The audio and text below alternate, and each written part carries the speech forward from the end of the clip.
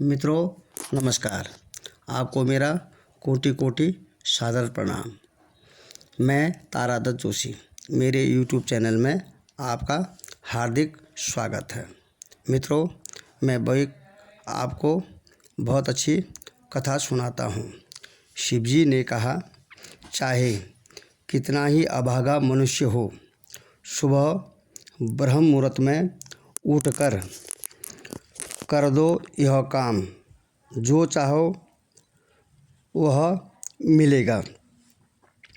बोले, एक समय की बात है, माता पार्वती ने भगवान शिव से पूछा, हे स्वामी, मैंने देखा है कि चाहे कितना ही अभागा मनुष्य हो, अगर वह सुबह के समय ब्रह्म मुहूर्त में उठता है तो वह बहुत सुखी रहता है। ऐसा क्यों है? मुझे ब्रह्म मुहूर्त का रहस्य बताने की कृपा कीजिए। तब भगवान शिव ने कहा, हे देवी, मैं आपको इस प्रश्न का उत्तर एक कथा के माध्यम से बताऊंगा। कृपया आप इस कथा को ध्यानपूर्वक सुनना, और जो भी मनुष्य इस कथा को पूरा सुनेगा वह कभी भी इस अवसर को अपने हाथ से जाने नहीं देगा। ब्रह्म मुहूर्त का रहस्य जानकर पूरा जीवन बदल जाएगा। भगवान शिव कथा को सुनाना प्रारंभ करते हैं और माता पार्वती से कहते हैं कि बहुत समय पहले की बात है, काशी में एक दीनू नाम का एक लड़का रहता था। वह लड़का बहुत ही अच्छा था, लेकिन एक गलत आदत थी, वह देर तक सोता रहता था। सुबह उसे जगाने के लिए घर वाले कई प्रयास करते थे, परंतु वह रोज़ाना सुबह देर तक उठता था। वह लड़का कभी भी 9 बजे से पहले नहीं उठता था। जब वह बालक था तब परिवार वालों ने सोचा कि जब यह बड़ा हो जाएगा तो इसकी आदत में सुधार हो जाएगा, परंतु वह लड़का जैसे जैसे बड़ा होता गया, उसकी यह आदत और भी ज़्यादा गहरी होती चली गई। दुनिया इधर से उधर हो सकती थी, लेकिन वह लड़का कभी भी जल्दी नहीं उठ पाता था। उसके पिता उसकी इस आदत से बहुत ज़्यादा परेशान रहने लगा। उस लड़के को ढेरों नकारात्मक शक्तियों ने घेर लिया। वह कभी सभी को पलटकर जवाब देता था और दिन भर उदास रहता था। इसका असर उसके स्वास्थ्य पर भी पड़ रहा था। जब उस लड़के को यह पता लगा कि उसके सारे मित्र सफलता को प्राप्त कर चुके हैं, तब वह अब और भी ज़्यादा चिंतित हो गया और ईश्वर को कोसने लगा। वह बार बार यही कहता कि मेरी किस्मत ही खराब है, परंतु उसके पिता अच्छी तरह से जानते थे कि उस लड़के के असफल होने के पीछे क्या कारण है। भगवान शिव ने कहा, हे देवी, फिर एक दिन की बात है, उसके पिता को किसी सन्यासी के बारे में पता चला। उसने तुरंत अपने बेटे की समस्या को लेकर उस सन्यासी के पास जाने का निर्णय लिया। सन्यासी को बेटे की आदतों के बारे में बताया और सन्यासी ने कहा कि कल आप अपने बेटे को इस आश्रम में आने को कहिए। फिर उस लड़के का पिता अपने घर की ओर चला गया। उसे पता था कि अगर वह सीधे तरीके से अपने बेटे को सन्यासी से मिलने के लिए कहेगा तो वह कभी तैयार नहीं होगा। उसने अपने बेटे को अपने पास बुलाया और कहा, तुम्हारे सारे मित्र जीवन में सफलता प्राप्त कर चुके हैं, क्या तुम सफल नहीं होना चाहते हो? लड़के ने उत्तर दिया कि जरूर पिताजी, परंतु जब भी मैं अपने मित्रों से उनकी सफलता का रहस्य पूछता हूँ तो वह मुझे कुछ नहीं बताते। शिव ने कहा, हे देवी, फिर उसके पिता ने कहा कि मुझे यह रहस्य पता चल गया है कि वह सभी क्यों असफल होते जा रहे हैं। तब उस लड़के ने बड़ी उत्सुकता से पूछा, क्या पता चल गया है पिताजी? कृपया करके आप मुझे बताइए। उसके पिता ने कहा कि वह कल सुबह तुम्हें एक सन्यासी के आश्रम में जाकर उनसे मिलना है। यदि तुम वहां पर समय से पहुंच गए तो वह सन्यासी तुम्हें ऐसा मंत्र बताएंगे जिससे तुम सफल हो जाओगे, परंतु एक समस्या है। लड़के ने कहा कि पिताजी, मैं कल पूरी रात जागता रहूँगा और सुबह सन्यासी से मिलकर आऊँगा। उसके पिता ने कहा कि ठीक है, तुम वहां जाकर उस सन्यासी की आज्ञा को मानना। पिता की बात सुनकर वह लड़का बहुत ही अधिक खुश हुआ। जीवन में पहली बार रात्रि में वह जागता रहा, परंतु थोड़े ही समय में उसे नींद आ गई और वह सो गया। फिर अगली सुबह जब वह उठा तो उसे पता चला कि सन्यासी से मिलने का समय तो समाप्त हो चुका है। उसके पिता ने लड़के की तरफ देखा और कहा कि तुम जीवन में कभी सफल नहीं हो पाओगे और जाकर सो जाओ। पिता की यह बात सुनकर उस लड़के को बहुत दुख हुआ। उसने मन ही मन स्वयं को चुनौती दी कि कल सुबह वह सन्यासी से मिलने अवश्य जाएगा। उसने अपने पैर में एक छोटा सा घाव बना लिया, जिससे दर्द के कारण उसे रात भर नींद नहीं आई। भगवान शिव ने कहा, हे देवी, यह ऐसा पहला अवसर था जब उसने अपने जीवन में पहली बार सूर्योदय देखा।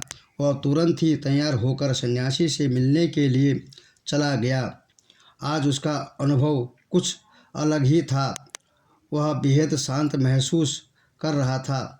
चलते चलते वह लड़का जैसे ही सन्यासी के आश्रम में पहुंचा तो वहां पर उसने देखा कि सन्यासी और उसके सभी शिष्य ध्यान लगाकर बैठे हुए थे।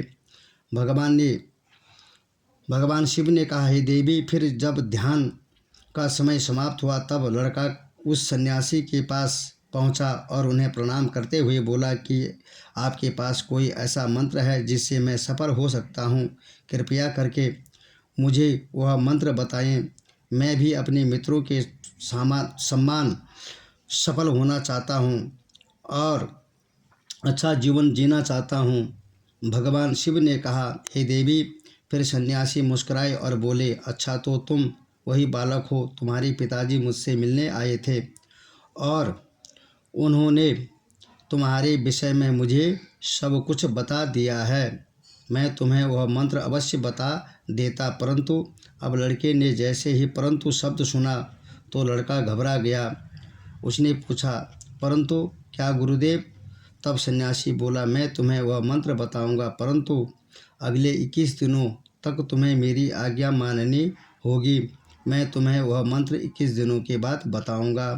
तब तक मैं तुमसे जो भी कार्य कहूँगा तुम्हें वह करना होगा। यदि तुम असफल हुए या कार्य के बीच में तुम्हारा संकल्प टूट गया तो उस मंत्र का असर नहीं होगा। दृढ़ निश्चय के साथ उस लड़के ने कहा कि मुझे आपकी सारी आज्ञा स्वीकार हैं। मैं अगले 21 दिनों के लिए आपका दास हूँ। आप जो भी कहेंगे मैं वही कार्य करूँगा। मुझे केवल और केवल उस मंत्र के बारे में जानना है। भगवान शिव ने कहा, हे देवी। फिर सन्यासी ने उस लड़के से कहा कि ठीक है, कल से तुम्हारा कार्य शुरू होगा। तुम इसी आश्रम में निवास करोगे। वह लड़का आश्रम में निवास करने के लिए तैयार हो गया। सन्यासी ने कहा कि यहाँ रहते हुए तुम्हें ब्रह्म मुहूर्त में उठना होगा और दूसरों शिष्यों की तरह ध्यान और तप करना होगा। साथ ही आश्रम के कार्यों में भी सहायता करनी होगी। ध्यान रहे, यह संकल्प टूटना नहीं चाहिए। भगवान शिव ने कहा, हे देवी। अब लड़का सन्यासी की बात से सहमत हो गया और अगले दिन से उसके कार्य के दिन की शुरुआत थी। इस बार उसने दृढ़ निश्चय किया, परंतु एक सप्ताह बीतने के पश्चात ही उसका संकल्प टूट गया और वह 8वें दिन देर तक सोता रहा। जब वह नींद से जागा तो उसने कहा कि मुझसे कितनी बड़ी भूल हो गई है। वह रोते हुए सन्यासी के पास पहुंचा और कहने लगा, हे गुरुदेव, मेरा संकल्प टूट गया। अब मैं जीवन में कभी सफल नहीं हो पाऊंगा। सन्यासी ने उसे समझाते हुए कहा कि एक बार फिर से शुरुआत करो, फिर से संकल्प करो। फिर लड़के ने सन्यासी से पूछा कि सुबह उठना इतना आवश्यक क्यों होता है और यहाँ पर सभी लोग इतनी जल्दी क्यों उठ जाते हैं? भगवान शिव ने कहा, हे देवी। तब सन्यासी ने लड़के को समझाते हुए कहा कि सुबह यानी ब्रह्म मुहूर्त में उठने के पीछे बहुत बड़ा विज्ञान छुपा हुआ है। लड़के ने कहा कि कृपया मुझे वह विज्ञान बताने की कृपा करें। सन्यासी ने कहा कि रात्रि को 4 पहर में बांटा गया है। पहला रुद्र, काल, जिसका समय 6 बजे से लेकर 9 बजे तक होता है।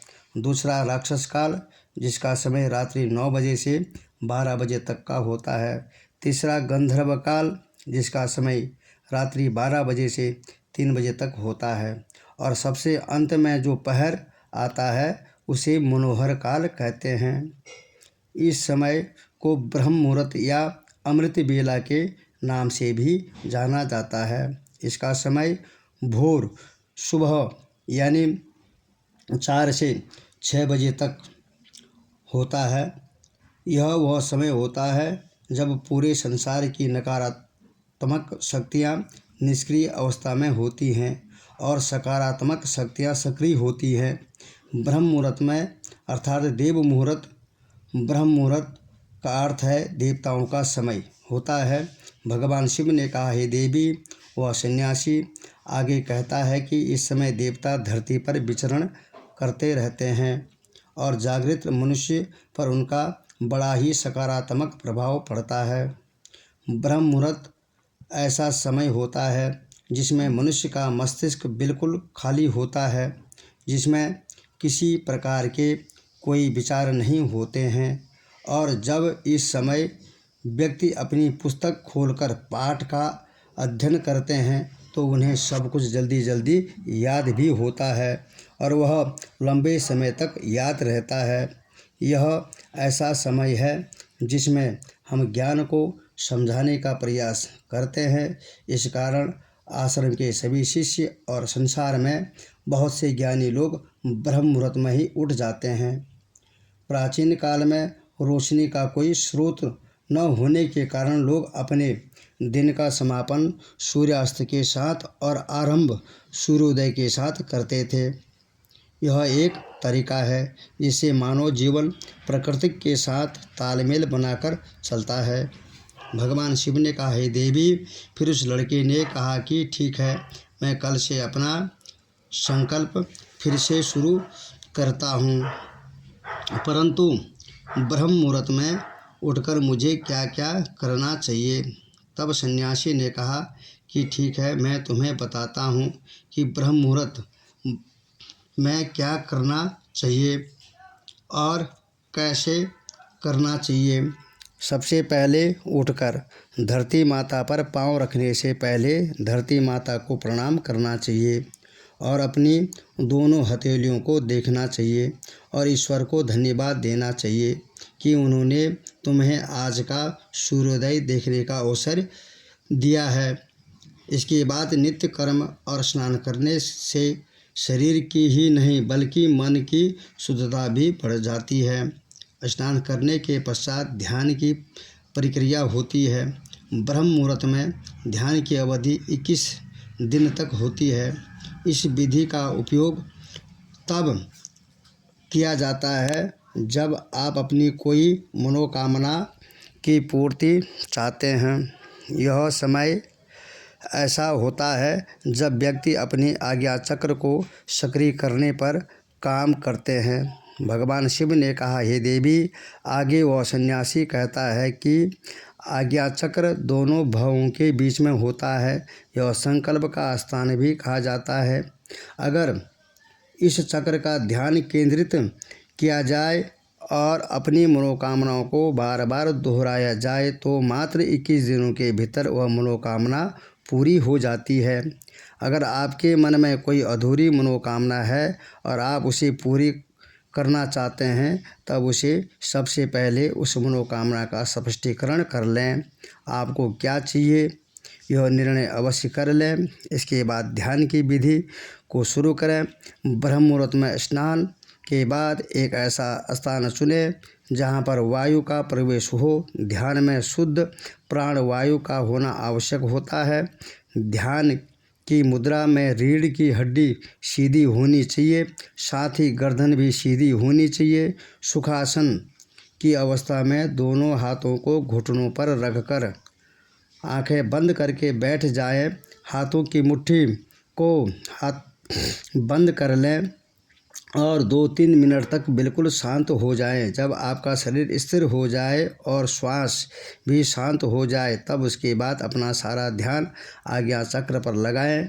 इस दौरान लंबी गहरी सांस लें और सांस को रोक कर रखें। इस समय आप अपनी इच्छा को मन ही मन दोहराएं और अपने मन से इष्ट देव और देवी देवताओं और गुरुजनों का चिंतन करें। भगवान शिव ने कहा, हे देवी। उस सन्यासी ने कहा, जब सांस को रोकना कठिन हो जाए तब धीरे धीरे सांस को बाहर की ओर छोड़ो। सांस को नाक से भरें और मुख से बाहर छोड़ें। इस प्रक्रिया को 3 से 4 बार प्रतिदिन दोहराएं। ऐसा प्रतिदिन करने से आपकी जो मनोकामनाएं हैं वह अवचेतन मन तक अवश्य पहुंच जाएगी और इच्छा पूर्ति जल्द ही होगी। आज्ञा चक्र सक्रिय होता है और हमारी आज्ञा को पूरा करता है।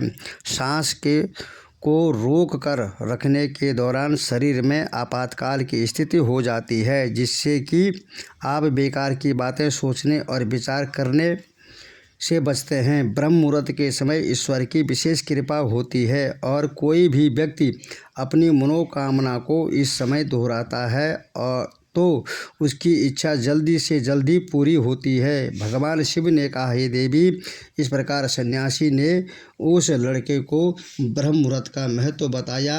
अगले 21 दिनों तक वह लड़के ने अपने ही मन में साथ इस प्रक्रिया को अपनाया और वह बहुत ही ज़्यादा अनुशासित और शांत स्वभाव का बन चुका था। उस लड़के ने जैसे ही अपना संकल्प पूरा किया उसके बाद वह लड़का बड़े ही प्रसन्न भाव से सन्यासी के पास पहुंचा और कहने लगा, हे गुरुदेव, मैंने 21 दिनों तक का संकल्प अपना पूरा कर लिया है। अब कृपया मुझे सफल होने का मंत्र बताएं। जब वो सन्यासी ने मुस्कुराते हुए कहा कि पिछले 21 दिनों से जो अभ्यास तुम करते हुए आ रहे हो वह तुम्हारी सफलता का ही मंत्र है। जो व्यक्ति ब्रह्म मुहूर्त में उठकर ध्यान प्रक्रिया को सही तरीके से करते हैं वह जीवन में कभी असफल नहीं हो सकते हैं। तुम्हें ब्रह्म मुहूर्त का रहस्य पता चल चुका है। अब तुम इसे जीवन पर्यंत करो। तुम्हें जीवन के लक्ष्य और सफलता दोनों प्राप्त होंगे।